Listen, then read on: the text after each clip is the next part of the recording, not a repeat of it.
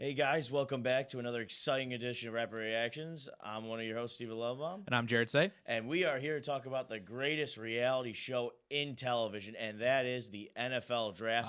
Yeah. And our draft recap, one of the best 3 days of the year. I think, So for so much sure. fun, and it was nice that they had it on 3 different networks. So Yeah. because I don't have cable, I was actually able to see it on ABC. So Yeah, I yeah. got the You could watch it anywhere. NFL Exactly. Network, ABC, ESPN. It was great. Yeah. And this year's draft, while it didn't have the star-studded names, especially at the talent, at the skill positions, right. there was a ton of drama. But let's go before we get into the whole debacle of the reaches. Yeah. The steals of the draft, Jared. Who's your steal? All right, my steal is something that's kind of underrated, but then I think people started picking up on it a little bit after the draft kind of was taking shape and kind of evaluating it. The Josh Rosen trade. Absolutely. Oh my gosh! To get for one, actually it was reported only 5 teams were actually in on trying to get Rosen. The GM of the Cardinals was on the DP show, Dan Patrick show, Yeah. and he said Dan Patrick eventually coaxed it out of him only about 5 teams were eventually in on it, which is like. It's weird that he's got this. First off, the positive is that they gave a second-round pick for a former top 10 pick. The last second round pick. Yep, Yeah, late exactly. second round pick. And you're actually getting him at so a high potential player. Only second year in the league. Yeah, it was a top 10 pick. Probably if he had come out this year, would have been a probably number 1 quarterback on the board or 2. Exactly. Yeah. Last year's draft QB class was highly rated. And delivered. Right. But then also, you're actually getting him for only $2 million a year, actually, because Yeah. the Cardinals had to pay $8 million of the cap hit up front. In So- the guaranteed money. And so it's only for 3 years of $6 million. So you're getting $2 million a year for either Miami, you're rebuilding, okay? Absolutely. $2 million a year for a potential franchise quarterback. Yeah. And even if that doesn't work out, he also could be a decent backup. High-end backup, and high-end backups are $10 million a year contract. Exactly. So I think you've got great value for him. And then there's also this negative connotation about him. For some reason, this whole thing is going around about him being like a bad teammate and all that stuff. None of that no teammate has actually come out and said anything about him. I think it's just the white collarness. He's a kid who doesn't need football. He Right. comes from money. He's highly educated. They think because he's smart, because he's more critical. He's like Yeah. he said. I think the one comment says football's not everything. Yeah, and that in football is a very blue collar sport. Right. It's how guys in the locker room.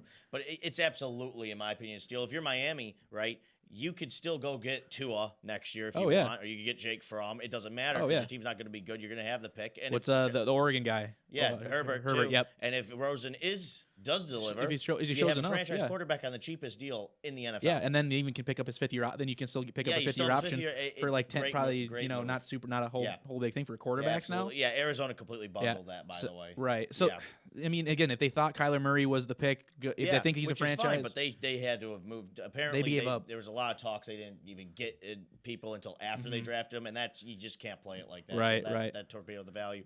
so yeah, that's my. I think yes, I think we're gonna look back on this Josh Yeah. Rosen trade. Great move for Miami to get a potential franchise quarterback while you're rebuilding Yeah, and for a stuff late like that. second round pick. Yeah. Exactly. I think it was great. Okay, that's my steal. Yeah. Who do you think was the steal? of the Yeah, I draft? think it's Dwayne Haskins, simply because a lot of people have him as the number 1 quarterback in this draft. Yeah. And going at 15 for Washington, a team that is in desperate need of a QB after the unfortunate Alex Smith Right. injury. Who was actually rumored to be trying to trade up for him too. Trying to trade up. They didn't have to do anything. They just Right. stood there, took Haskins. He might not be a star, but if he's a 10-year starter, better than when they had Jason I Campbell, mean- and similar to that. I mean, yeah. See, I watched a lot of Ohio State games, Yeah. and obviously I'm not an Ohio State fan, Mhm. but he was unbelievable. Yeah, when he has a clean pocket, which he should with that offensive line out in Washington, Yeah. he has the arm strength and the ability to just gun it in there. And He's the smart. He's accuracy to smart do play. it. He does his reads. Yeah. He's And he could sit behind Case Keenum for a few Yeah. games before he takes over this year. Because that team, I mean, especially with the Montez Sweat Yeah. getting that front, that team should be pretty competitive I next mean, year. they were a playoff caliber team, Yeah, with before- Alex Smith. before Smith's injury, there's they were some leading the there's some East. talent there. Yeah,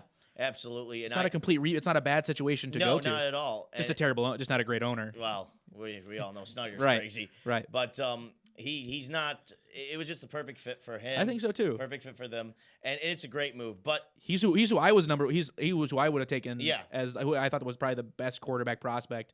Yeah, in he the had- draft, just he because I has all watched the probably the tools. most. I watched the most of him, and Yeah. he just seemed like a clean passer, Yeah. very accurate, big arm. Thought he was probably the best prospect. But that's not what this draft is going to be Nope. about. It's not going to be about these great quarterback moves. It's going to be the Daniel Jones draft. Yeah, Maybe, Who? Yeah, who? maybe one of Who? the biggest reaches in the history of the NFL. Yeah, draft. who's that? I mean, the thing it with sounds like a made-up name, doesn't it? right. The thing with him, I think, is with the draft process being so long, it takes so. Actually, they made the big point this year is like there's less time between the Super Bowl, and there's less time between the draft and the start of the preseason than there is from the end of the Super Bowl to the NFL draft. Yeah. To get your player to get these rookies ready to get for the season and stuff, and you see that Daniel Jones, I think because of this long time to go on, Yeah. you start overthinking things, and then you see a guy, oh, this guy's 6'5", 220. Maybe he's a great prospect. Good athleticism. He does have that. Yep. But no one had him ranked higher as a first. Barely anyone had him as a first round grade. The highest person was Kuiper. Right. Had him at like 32. Every other expert had him in somewhere in the 40s and 50s Yes. in terms of overall prospects. He went at 6. Right. That was just I started seeing like a day or two before people were like, oh yeah, Daniel Jones, first round pick. Going to creep up. Will he be the first quarterback taken if they don't take if Kyler's not gone first overall? It's like you look at the guy's numbers. He does nothing spectacular. That's the perfect thing. He's literally, when you look at him, you see this guy's gonna be a 10-year backup. Yeah. That's what you see. Solid backup, maybe low end starter, like a poor man's Andy Right. Dalton. I mean, but like I say, if you don't think he's gonna be, the projection on him is just not. No, there's not a single credible scout who has this guy not only in a top. He was number 4 as the highest he was in this class. Yep.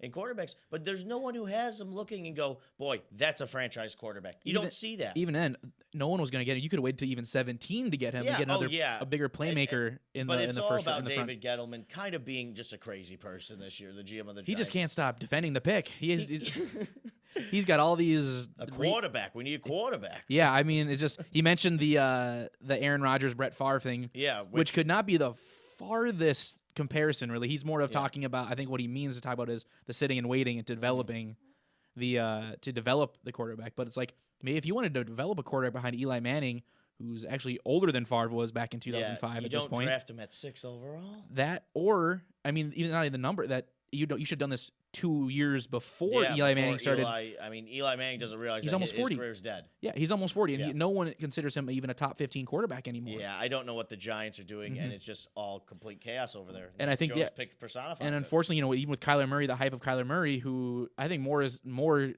criticism is going to be fall towards on Daniel Jones. Oh, absolutely. After that, so yeah, that's what we think. Those are our thoughts on the NFL draft. Exciting weekend.